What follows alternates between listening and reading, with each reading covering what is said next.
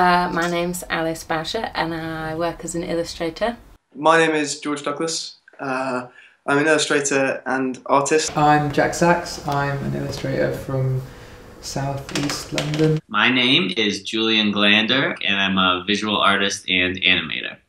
So we're Isabel and Helen and we're set designers, but kind of working within the realms of like 3D design. I currently work at the Edinburgh College of Art as a technician in the illustration department there. In the last 3 or 4 years I've become an animator slash 3D illustrator slash sort of everything in between, and I'm freelance now, have been for the last year. I'm running my own animation studio and that's pretty much been my thing since I got out of school. I've never had a job. I've always been a freelance independent dude. So we met at Chelsea College of Art. We both studied graphic design. So we graduated about 3.5 years ago, and we've been kind of working on projects ever since, collaboratively. At first I was in my room, but then I started going a bit crazy, so I got here. I work predominantly with drawing, printmaking processes and found photographic material, primarily with the latter. I'm quite inspired by the nature of collecting and using found things to sort of spark off ideas and generate ideas. I like that element of randomness and chance. I just find stuff from wherever, really. I've got a pretty good cardboard collection. Down here I like to collect a lot of cardboard and I'm a big hoarder of things. I had a really bad injury. I was pushed onto a glass and it severed the nerves in my hand, which meant I couldn't hold a pen just before the start of 3rd year. So I was sort of looking for options of what I could do just to I didn't want to defer because I thought that'd be really awful. So I just thought I'd try something else. So I got hold of some 3D software and just started making shapes, move around just using the trackpad, so I didn't have to use my hand. Yeah, it's kind of led me to where I am now, which is pretty good. Yeah, and then sort of a couple of months later, physio, that all went well. I can hold a pen again, draw, and now 3D and drawing have kind of at first they were really separate, and now they're kind of coming back together, and I'm yeah, they inform each other, which is really fun, but it's all because I got pushed on a glass. I think I made this when I was feeling really sad about working at home. These people with, oh God, happy people. Quite depressing, really. There's a fat lazy guy at the airport. Kept staring at me, so I drew him. This is a book I made a while ago about, well, it's not really about anything actually. Oh, this was something that I was going to put in Pick Me Up last year. A sad book about a girl that has a goose. And then the goose leaves her. Why? Very dark, so sad. But it comes back, so it's fine. These are called world review books, and I've got loads of these. I think the library, when I was studying, the university library just gave away loads for free, and they're just sort of full of all these beautiful, beautiful images. I would say it starts with shapes. It starts with just squares and cones and circles. Sometimes I'll make studies with Legos or wooden blocks and just sort of see what happens when different shapes come together. I don't know, I try to just be very open and intuitive, and then I'll open up a 3D modeling software and work really quickly to just sort of lay out what I'm thinking. The last thing I do, which is I would say the biggest, most important part of my process and the most fun part, is coloring it.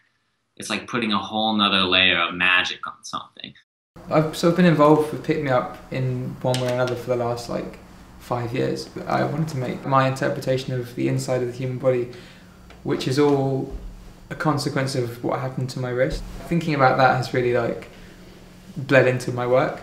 So there's the 6 prints.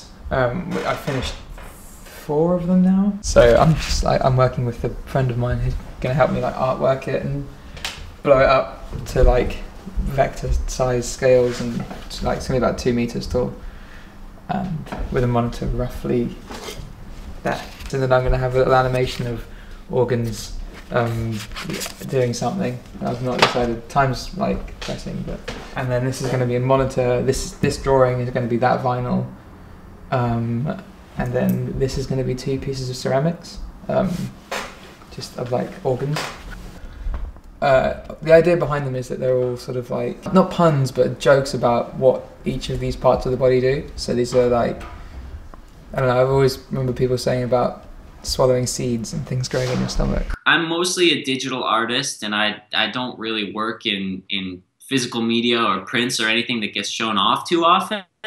So this is kind of fresh for me. I gotta put my gloves on for this. I'll show you some wacky stuff. I've got these polystyrene beads. I'll get them really close to the computer.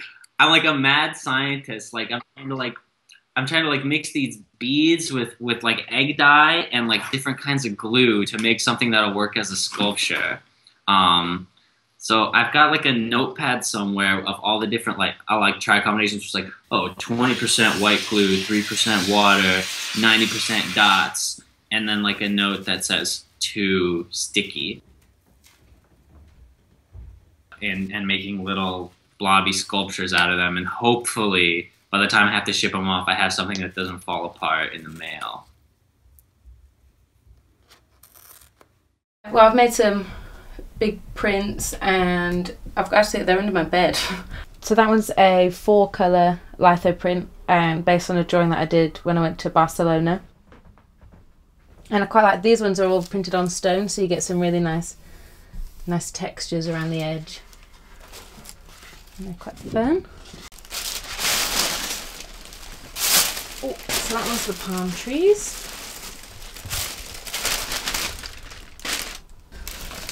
I'm going to America in the summer, so maybe I was thinking about America when I made that one.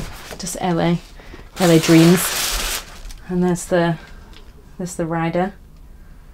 Actually, maybe they do have a bit of meaning. I grew up in Austin, well, for 3 years, spent 3 years in Austin, Texas. A lot of stuff always comes back to Austin, Texas. All routes lead to Austin. For Pick Me Up, we're making a series of self-automated instruments. So we've always been inspired by objects that take on a life of their own and become almost human. So for this, we wanted to look into that and investigate what we could make. The series is called The Noisemakers, and the idea is that they're all kind of, each one has their own kind of individual characteristic. They're all almost like misfits. But we quite like how they're all a bit humorous. And they all have these weird little movements. They're quite, the way this swings over is quite human as well. It's a really simple mechanism for this one. This is going to spin, and then hopefully hit and make the right noise. This will all be boxed off, and it will be kind of turning, and then as it turns, it pushes up, and then it makes like a slapping noise. This is a big cymbal made out of a steel drum. So we got a giant steel drum and then bashed it all out with a mallet, and then kind of sanded it all so it got this lovely effect. What I'm making for it is, it's I guess in a sense it's a continuation of the stuff I was doing in my final year at art college, studying illustration, predominantly working in screen prints, but risograph prints as well, and a cool little process called Gokko printing. The work itself focuses on sort of making images of other images and injecting my own sort of narrative and my own sort of silly, slightly dark humour to them as well. So this is these are all the notes in a 16-beat wheel, and then so we know exactly where to place the notes on the little wooden cog.